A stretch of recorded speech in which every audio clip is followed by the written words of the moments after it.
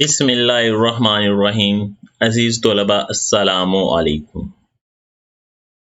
Computer science class 10 का unit 3 हम शुरू करने जा रहे हैं और आज इस यूनिट का पहला ही लेक्चर है हमारे पास और इस लेक्चर में हम लोग पढ़ेंगे कंट्रोल स्ट्रक्चर के बारे में। तो आइए देखते हैं क्या होता है ये control structure. Control structure control the flow of execution of programme.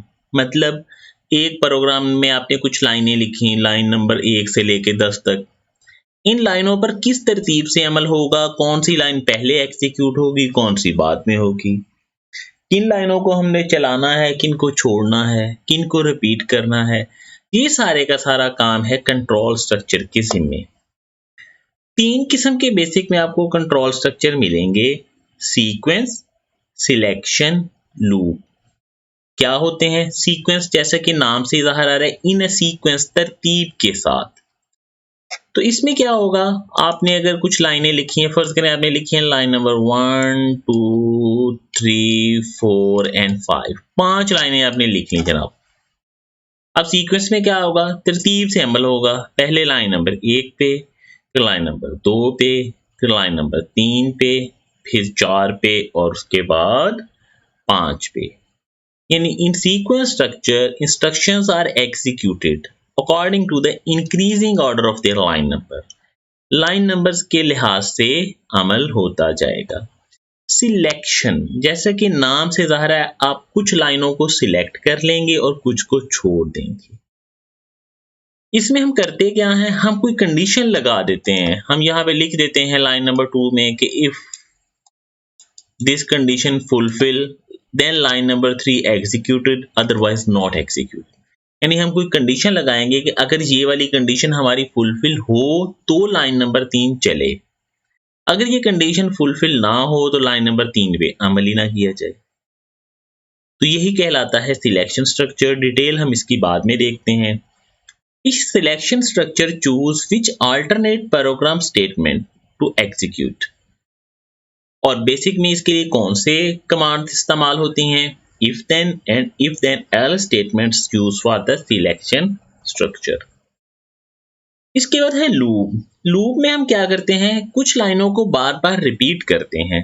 मसलन हम चाह रहे हैं कि लाइन नंबर 2 से लेके 4 तक ये जो 3 लाइनें हैं ना, इनको 2 बार रिपीट किया जाए। मतलब पहले लाइन नंबर 2 पे अमल हो, फिर लाइन नंबर 3 पे हो, फिर 4 पे हो। इसके बाद 5 पे ना जाएं, दोबारा लाइन नंबर 2 पे अमल हो, फिर 3 पे हो, फिर 4 पे हो। तो यानी हम चाह रहे होते हैं कि बाज़ का कुछ लाइनें बार बार रिपीट हों, 2 बार, 3 बार, 10 बार। या हम कोई शर्त लगा देते हैं कि जब तक ये काम ना हो जाए इन लाइनों को रिपीट करते जाओ करते जाओ करते जाओ। तो इस अमल को हम कहेंगे लूप। तो लूप स्ट्रक्चर क्या होगा? Loop structure is used to repeat a number of statements up to a specified number of times. मखसूस तादाद तक दोहराएंगे और अनटिल, या फिर स्पेसिफाइड कंडीशन फुलफिल, जब तक कोई मतलूबा शर्त पूरी ना हो जाए। In GW basic for next and while wends are used. GW basic में 2 इस्तेमाल होंगी स्टेटमेंट्स इस काम के लिए, फॉर नेक्स्ट और व्हाइल वेंट। तो ये एक ही क्वेश्चन आपने याद करना है, करना लॉन्ग में है। लॉन्ग में आप कैसे याद करेंगे? जैसे मैंने आपके सामने लिखा हुआ है, वीडियो को पॉज करेंगे और इसे वैसे ही याद करेंगे। कंट्रोल स्ट्रक्चर की हेडिंग देंगे, उसकी डेफिनेशन लिखेंगे, फिर उसकी 3 जो टाइप्स हैं उनके नाम लिखेंगे, फिर हर टाइप की हेडिंग दे के उसकी डेफिनेशन लिखेंगे और जिनके साथ एग्जांपल्स दी हुई हैं सिलेक्शन और लूप, वो भी साथ साथ आप करेंगे। तो इसको आप लॉन्ग में याद कीजिएगा। अगर बुक से देखना चाहें तो ये आपको अलग-अलग पेजेस पे ढूंढने पड़ेंगे।